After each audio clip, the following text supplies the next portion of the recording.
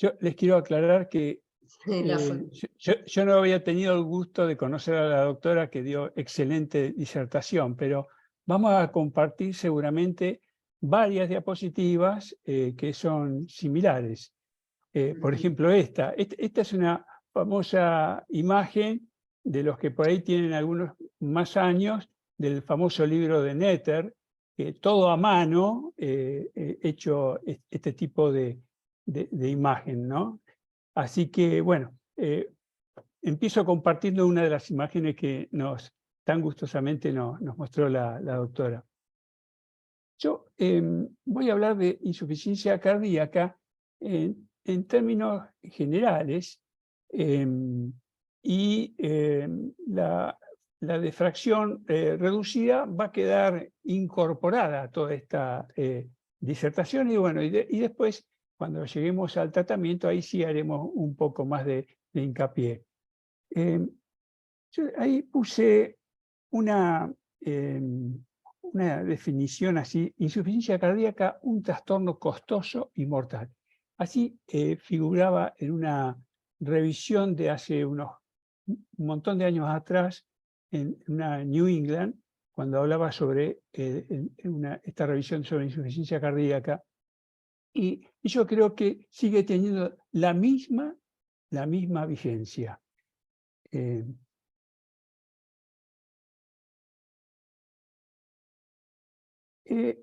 Instituto Nacional de Salud y Nutrición de Estados Unidos nos revela que la prevalencia de insuficiencia cardíaca está en el orden del 2 al 6% de la población, pero en los pacientes adultos mayores es el 10% de las personas con más de 70 años tienen insuficiencia cardíaca. El problema de la insuficiencia cardíaca es que los pacientes se internan. Esto provoca gastos importantes en salud, y además los pacientes se vuelven a reinternar. Y es la principal causa de internación en los pacientes mayores de 65 años. El 50% de los pacientes con insuficiencia cardíaca mueren a los 5 años posterior al egreso hospitalario. Esto un poco como dijo la doctora recién. El paciente no se cura de la insuficiencia cardíaca. Lo que logramos es estirar la morbilidad, la mortalidad, etc.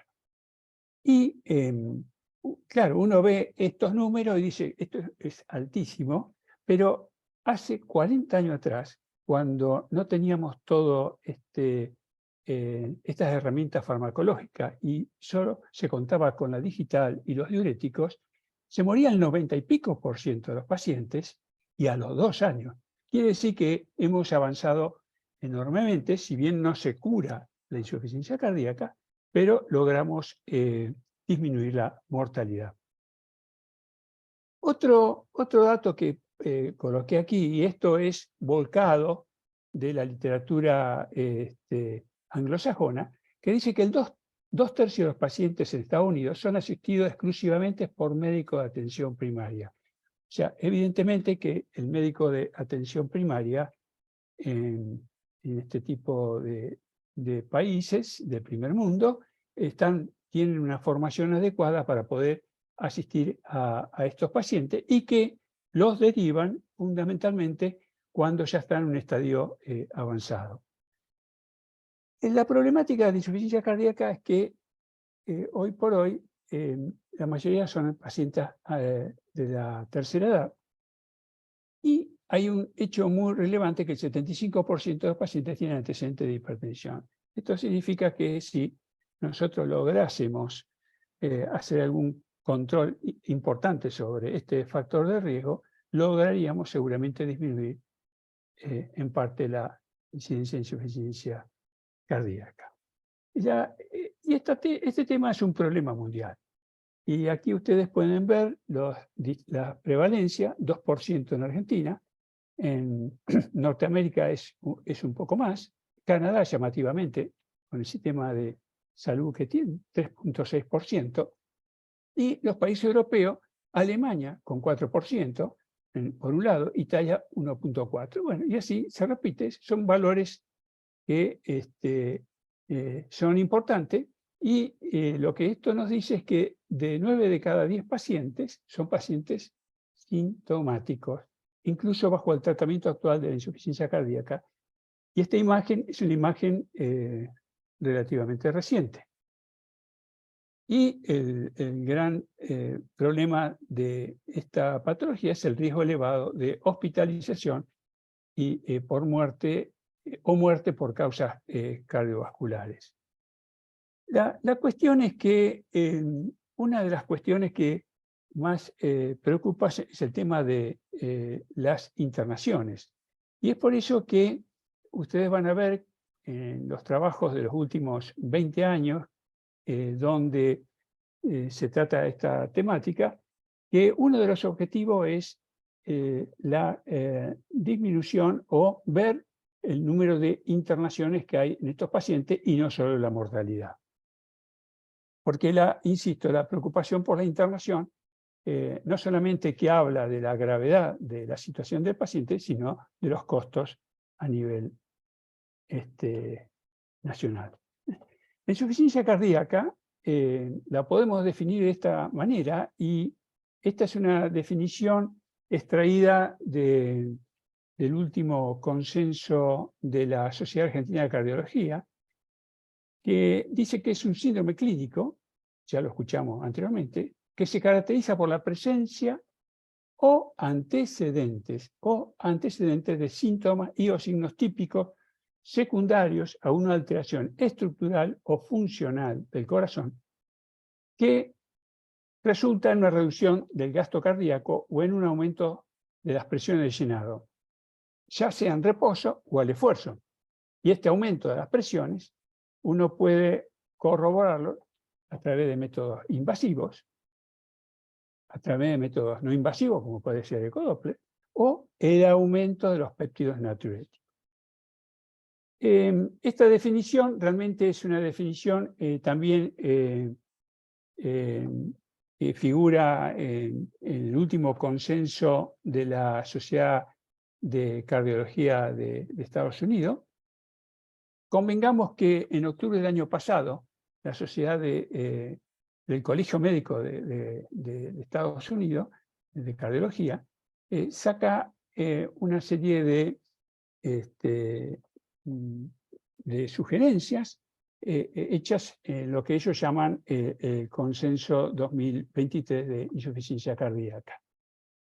A partir de ahí también surge el consenso de la Sociedad Argentina de Cardiología, que se publicó recientemente, hace unos días atrás, en la revista de la Asociación Argentina de Cardiología. Así que yo más o menos voy a hablar entre ambos consensos, las sugerencias, además con algunos otros aditamentos de otros consensos, como es el consenso europeo. Desde el punto de vista fisiopatológico, la insuficiencia cardíaca realmente tiene una serie de engloba una serie de trastornos, como son anormalidades cardíacas, ya dijimos, anormalidades estructurales, anormalidades funcionales, y anormalidades estructurales como la hipertrofia, la fibrosis, la necrosis. El tema del remodelamiento, que ahora lo vamos a ver brevemente, donde se acompaña de dilatación, incremento de la esfericidad, porque bueno, que no es la forma normal del corazón, etcétera, etcétera. Y anormalidades funcionales que se agregan en el paciente con insuficiencia cardíaca y que agravan la insuficiencia cardíaca, como son la regurgitación mitral, el miocardio invernado, arritmias auriculares y ventriculares. Y además, aparte de estas anormalidades cardíacas que se ponen en juego dentro del mecanismo fisiopatológico de la insuficiencia cardíaca, hay circulación de sustancias en sangre que están en valores inadecuados, que producen cambios, alteraciones, y tenemos que se altera el sistema renina, angiotensina, aldosterona, el sistema nervioso simpático. Hay trastornos de drogas vasodilatadoras, hay también presencia de citoquinas, etcétera, etcétera.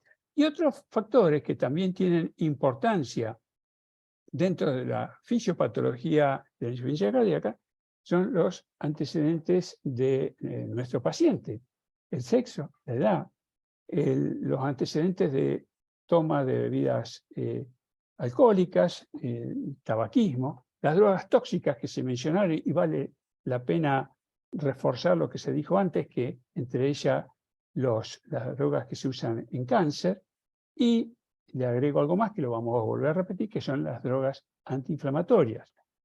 Y además, dentro de todo este conjunto de mecanismos fisiopatológicos, también tiene que ver condiciones que puede presentar el individuo, como diabetes, enfermedad renal crónica, hipertensión, anemia, obesidad, apnea del sueño, depresión.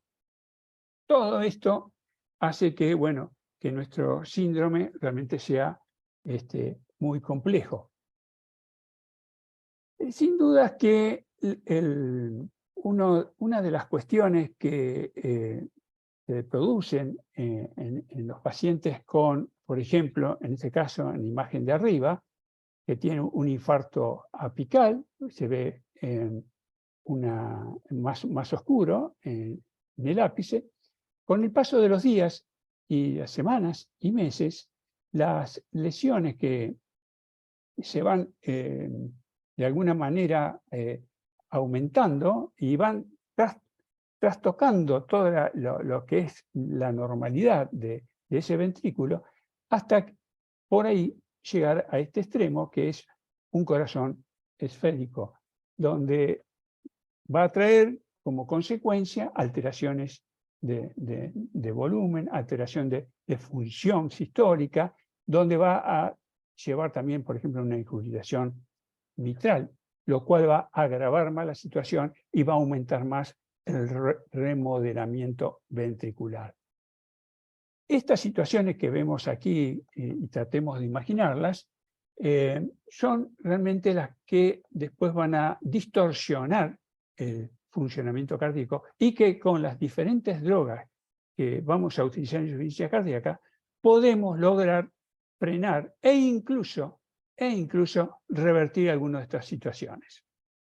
En los pacientes con hipertensión e hipertrofia ventricular izquierda, ahí tenemos una situación que, donde el ventrículo izquierdo, las paredes se engruesan, se hipertrofian, y puede llegar también a la situación extrema de una cavidad y un corazón agrandado, esférico, como el que mostré recién, con todos los disturbios en la función cardíaca. Así que esto de lo que llamamos remodelamiento es una de las condiciones claves en la insuficiencia cardíaca, y que nosotros, insisto, con el tratamiento vamos a tratar de revertirlo. Y en toda esta situación anormal cardíaca, nosotros tenemos distintos grupos o familias de drogas que se utilizan, desde los beta bloqueantes, que sirven para actuar sobre el sistema nervioso simpático. Sabemos que el sistema nervioso simpático aumenta la actividad de la renina, aumenta la absorción a través de sodio en los túbulos renales, etcétera, etcétera, etcétera. Después tenemos las drogas como los inhibidores de la enzima convertidora, que actúan sobre la poscarga, disminuyen así la presión, y además actúan a nivel de los vasos, produciendo vasodilatación. El otro grupo de drogas son los bloqueantes de los receptores de la angiotensina, que también actúan en toda esta situación, fundamentalmente inhibiendo la acción de la aldosterona, o disminuyendo la aldosterona, que está aumentada en estos cuadros, y que sabemos muy bien que la aldosterona es perjudicial, por ejemplo, provocando mayor fibrosis. A estos grupos de drogas ahora hemos sumado los inhibidores de CGLT2, que tienen múltiples mecanismos de acción a nivel cardíaco, a nivel renal y de los vasos periféricos, lo que ha llevado a su estudio en diferentes trabajos y hoy se los tiene en una consideración de primer nivel en el tratamiento de la insuficiencia cardíaca, fundamentalmente, por ejemplo, en los pacientes con fracción de eyección reducida.